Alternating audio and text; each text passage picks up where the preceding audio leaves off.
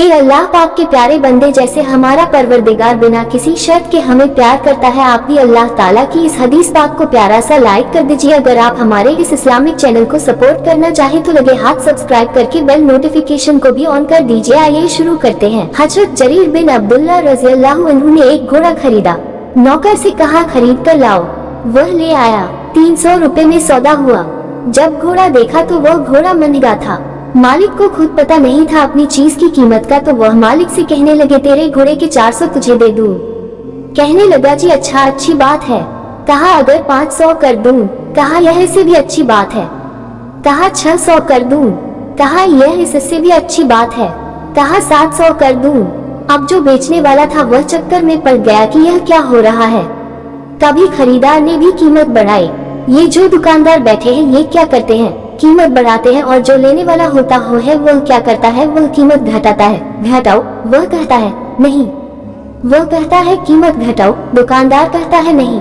यहाँ उल्टा हो रहा है। खरीदार रकम बढ़ा रहा है, बेचने वाला हैरान होकर सुन रहा है। फिर कहने लगे 800 कर दूं। वह कहने लगा मैं तो 300 पर भी राजी था। कहने लगे 800 दे दो और घोड़ा ले लो।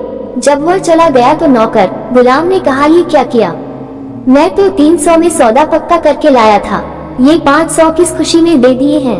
इरशाद फरमाया ये घोड़ा 800 का था, मैं 300 में रखकर अल्लाह को क्या जवाब देता, जबकि मैंने अल्लाह के नबी सल्लल्लाहु अलैहि वसल्लम के साथ वायदा किया था कि जब तक जिंदा रहूंगा मुसलमान की खैरख्वाही करूंगा। प्यारे दोस्तों, इन छोटी छोटी ही बातों से इंसान अल्लाह ताला को अपने रूह के आसपास पा सकता है।